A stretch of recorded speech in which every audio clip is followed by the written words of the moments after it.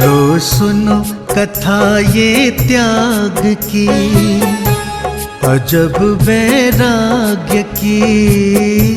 सुनकर बताना मुझको है किसके भाग की।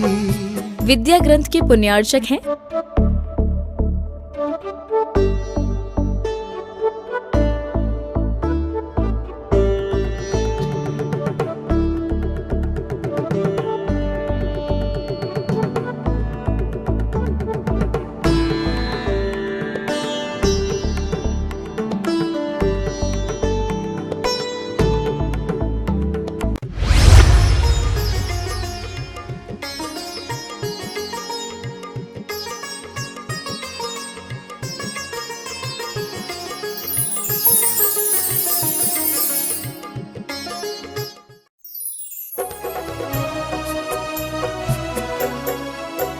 लो सुनो कथा ये त्याग की, अजब वैराग्य की।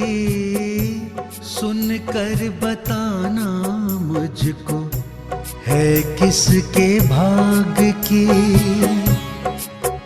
लो सुनो कथा ये त्याग की।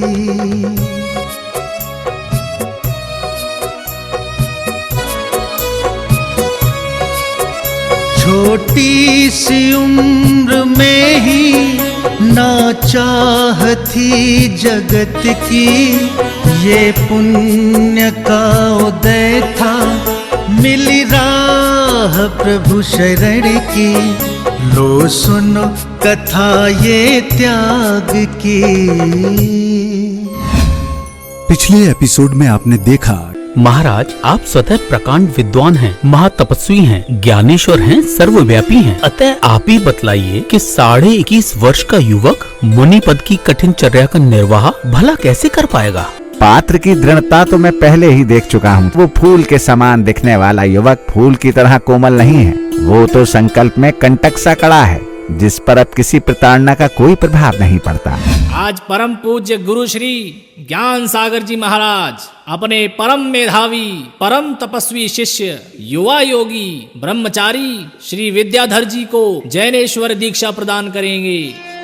विद्याधर, तुम्हें मैं मुनि रूप में अपना शिष्य स्वीकार करता हूँ। अब तुम्हें आत्म कल्याण के लिए निरंतर आगे बढ़ना है। भैया, कृपया कर मुझे मोक्ष मार्ग की ओर बढ़ने के लिए एवं सांसारिकता से मुक्ति पाने के लिए आत्म साधना व आत्म कल्याण के लिए मुनि दीक्षा ग्रहण करने हेतु अनुमति प्रदान कीजिए। मैं अनुमति प्रदान करता हूँ। महाराज श्री, मुनि दीक्षा ग्रहण करने के बाद कल तो मुनि विद्यासागर महाराज श्री का प्रथम आहार है। कल उन्हें आहार देने का सौभाग्य किसे प्राप्त होगा प्रभु जाने। यदि आहारचर्या प्रभु की कृपा से आपके घर सुनिश्चित हो तो ये आपका भाग्य। लो सुनो कथा ये त्याग की। मेरे द्वार पे आए मुनि राज, मैं कैसे पड़ गाऊं। मन में उठते शुभ भाव किसे मैं बतलाऊं। मन में उठते शुभ भाव किसे मैं बतलाऊं। मेरे द्वार पे आए मुनि राज, मैं कैसे पड़ गाऊं।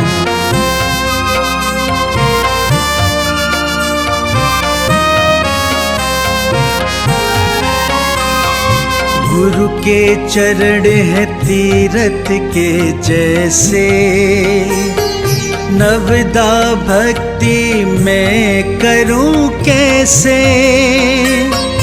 तिष्ठो तिष्ठो हे मेरे गुरुवर, धन्य हुआ मैं इस क्षण को पाकर। धन्य हुआ मैं इस क्षण को पाकर। हुई मनोकामना पूर्ण, मैं मन में हर्षाऊं। मेरे द्वार पे आए मुनि राज, मैं कैसे पड़ गाऊं।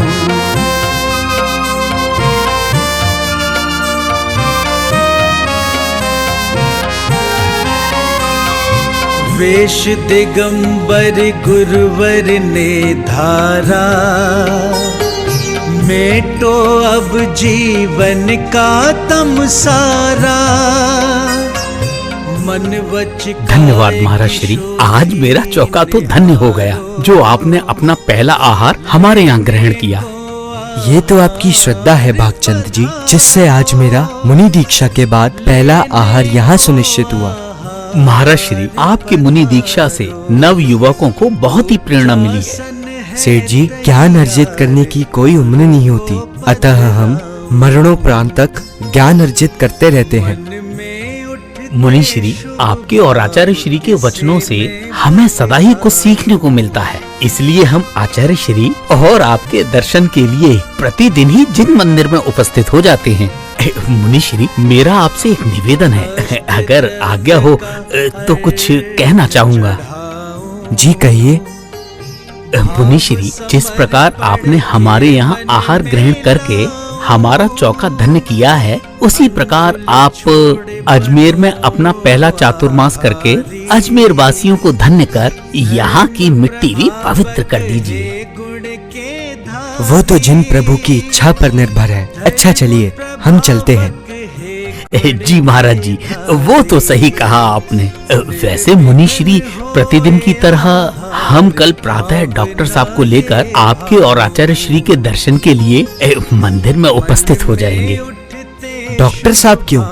जी मुनि श्री, आचार्य श्री ने कहा था कि पिछले कुछ दिनों से आपकी आंखों में थोड़ा दर्द है और आजकल अजमेर में आई फ्लू भी बहुत फैल रहा है और संघ में भी कई मुनि और ब्रह्मचारी भाइयों को भी हो गया है, तो उन्हें डर है कहीं आपको कोई ऐसी परेशानी तो नहीं है। एक बार डॉक्टर साहब देख लेंगे तो सबको संतुष्टि हो जाएगी। वैसे मुझे तो कोई आवश्यकता नहीं है, परंतु यदि आचार्य श्री का आदेश है तो मेरी सामर्थ्य कहाँ जो मैं कुछ कह पाऊँ। जैसा आचार्य श्री का आदेश, तो प्रातः आप डॉक्टर के साथ मंदिर में उपस्थित हो सकते हैं।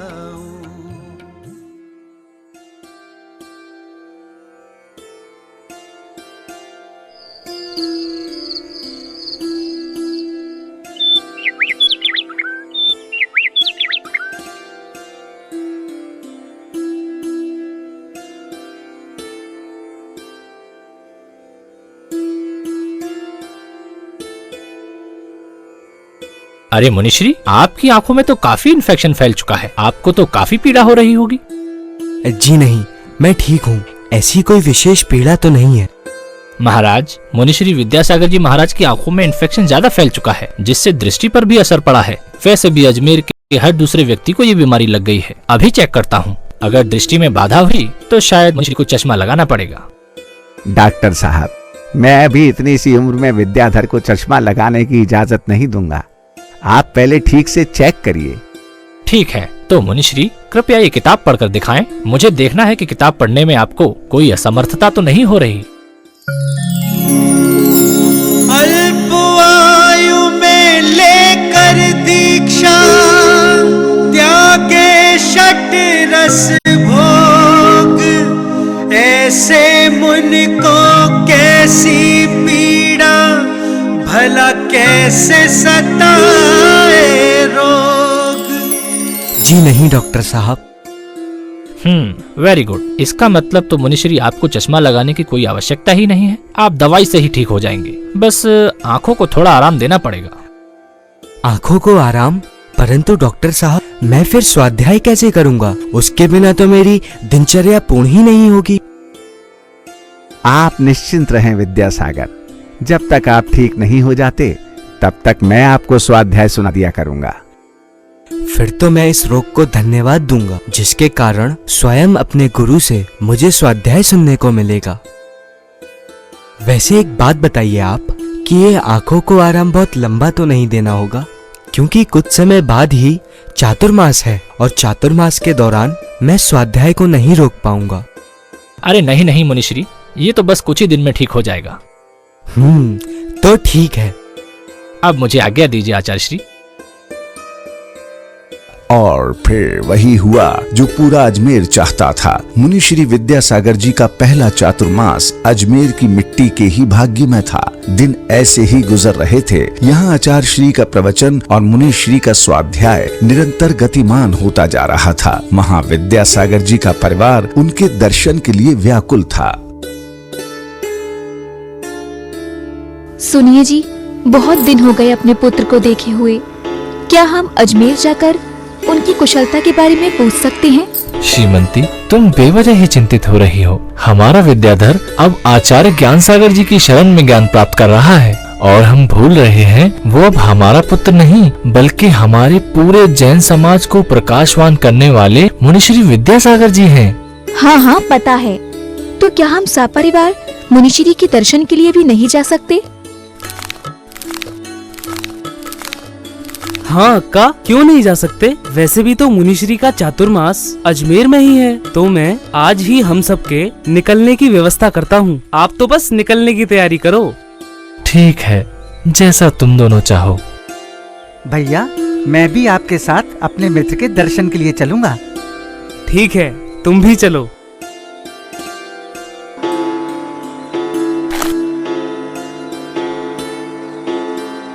नमोस्तु आचार्य श्री। सदलगा से मलप्पा जी अपने परिवार के साथ पधारे हैं।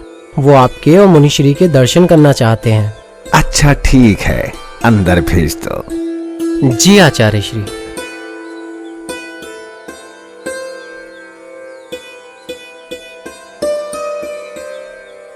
नमोस्तु महाराज श्री। आशीर्वाद आशीर्वाद।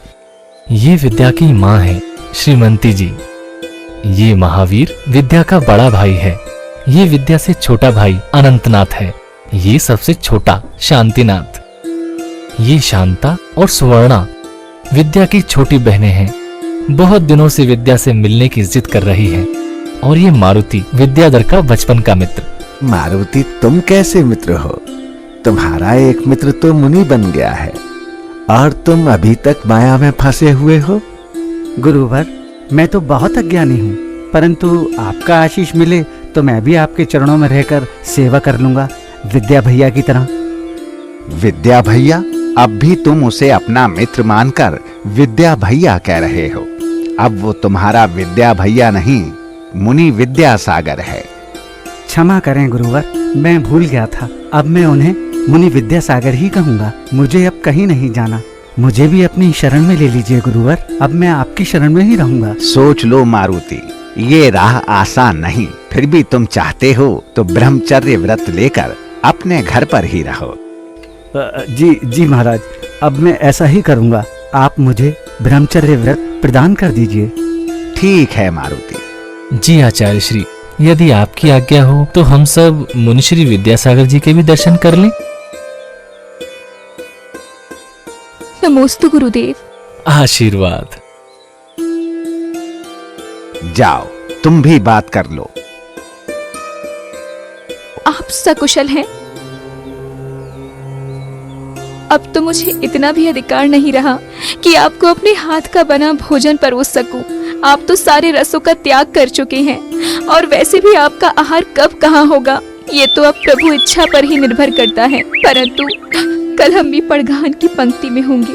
यदि हमारे भाग्य में ये सौभाग्य हुआ तो अवश्य ही आप कल हमारे द्वार आहार ग्रहण कर हमें धन्य करें। हमको भी मुनि संग के आहार का सौभाग्य प्राप्त हो जाएगा।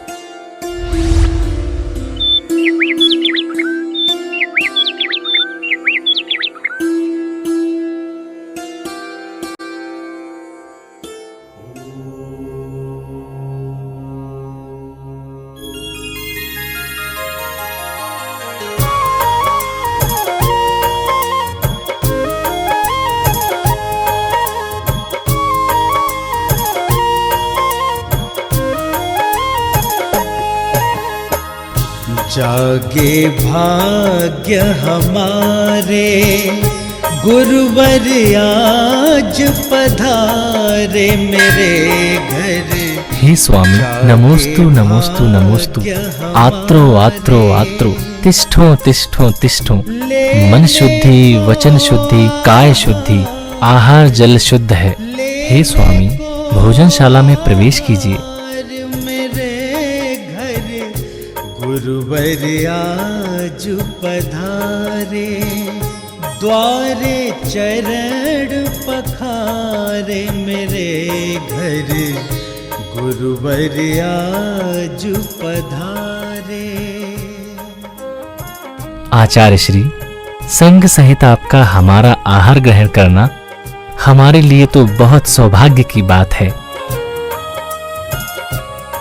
अरे वाह, बड़े भाग्यशाली हैं मलप्पा जी। पहले तो उनके पुत्र मुनिश्री बन गए और फिर उन्हीं के चौके में मुनि के रूप में आहार ग्रहण कर उनका चौका धन्य कर दिया। हाँ, जरूर ही उनके माता पिता के पिछले जन्म में कुछ पुण्य कर्म रहे होंगे, जिसके फलस्वरूप उन्हें ऐसा पुत्र प्राप्त हुआ है। क्या हुआ, कुछ पूछना चाहते हो? महाराज श्री, हमें आपका विशेष आशीर्वाद चाहिए। विशेष आशीर्वाद? जी महाराज श्री, हमें अपना विशेष आशीर्वाद दीजिए कि संघ में रहकर हम भी आपकी सेवा कर सकें। अच्छा, तो ये चल रहा है तुम दोनों के मन में? जी महाराज श्री, हम दोनों आपसे बहुत देर से यही कहना चाह रहे थे, पर हिम्मत नहीं जुटा पा रहे थे। अच्छा, ऐसा है तो अनंतनाथ, तुम अनंत सागर बनोगे, और शांति, तुम तो अभी बहुत छोटे हो, तुम्हें अभी माता पिता की सेवा करनी होगी। इस प्रकार मुनि विद्यासागर जी अपनी मुनि दीक्षा के बाद सेठ भागचंद्र सोनी जी की नसिया अजमेर में हुए अपने पहले चातुर्मास के दौरान गहन अध्ययन, तपश्चर्या, ज्ञान अर्जन के साथ साथ अजमेर के लोगों को धार्मिक चिंतन से अवगत कराते हुए सत्य का मार्ग दिखाते रहे। और इसके बाद अगला चातुर्मास हुआ केसरगंज अजमेर। महाराज श्री, ये हैं अरिंजय जी, ये आपके दर्शनों के लिए भोपाल से पधारे हैं। अच्छा, क्या करते हैं आप? महाराज श्री, मैं भोपाल से एक जैन पत्रिका का संपादन करता हूँ और जैन धर्म की प्रभावना के लिए पूरे भारतवर्ष में विराजमान आचार्यों, मुनियों, माताजियों से भेंट कर उनके विषय में संपूर्ण जानकारी पत्रिका में छापकर पूरे भारत में वितरित करता हूँ। बस आपका आशीर्वाद चाहिए, आपकी और आपके संघ की जानकारी चाहिए थी महाराज। हाँ, पूछिए, क्या पूछना चाहते हैं? महाराज श्री, आपने दीक्षा कब ली थी? अभी अभी। परंतु आपको तो काफी समय हो गया है, फिर आपने दीक्षा अभी अभी कैसे ली महाराज श्री? सही तो कह रहा हूँ, मैं भी अभी अभी तो दीक्षित हुआ हूँ। हे महाराज श्री, सही सही बताइए ना। अभी अभी अंदर से प्रतिक्रमण करके ही बाहर बैठा हूँ। और प्रतिक्रमण का अर्थ है जो बुद्धि अबुद्धि पूर्वक पाप हुए हैं उनकी आलोचना करके उनका त्याग कर देना। और आप सबको तो भली भांति ज्ञात है कि त्याग का अर्थ ही दीक्षा है। इसलिए एक साधु की दीक्षा तो हर रोज और हर समय हुआ करती है। आचार्य श्री, आपके इस अभूतपूर्व उत्तर को सुनकर मैं धन्य हो गया गुरुवर। लगता है महाराज श्री का स्वाध्याय का समय हो गया। महाराज श्री, स्वाध्याय कक्ष में ग्रंथ रखवा दिए हैं। आपके बाकी प्रश्नों के उत्तर मैं स्वाध्याय के पश्चात दूंगा। वैसे आपको भोपाल कब लौटना है? जी, कल प्रातः ही मैं वापस भोपाल के लिए रवाना हो जाऊंगा। मेरे सभी प्रश्नों के उत्तर मुझे मिल चुके हैं। वैसे भी मेरा उद्देश्य आपके दर्शन का था, सो हो गया। मैं चलता हूँ गुरुवर, आज्ञा दीजिए। नमोस्तु आचार्य श्री। आशीर्वाद। और इसी तरह समय गति से प्रवाहवान रहा और मुनि श्री विद्यासागर अपने कार्यों और स्वाध्याय को और अधिक निष्ठा से करते रहे।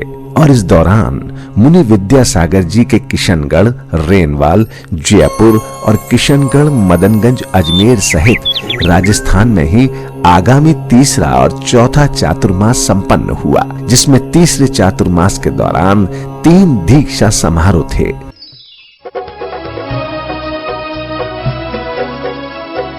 लो सुनो कथा ये त्याग की, अजब वैराग्य की, सुनकर बताना मुझको है किसके भाग की।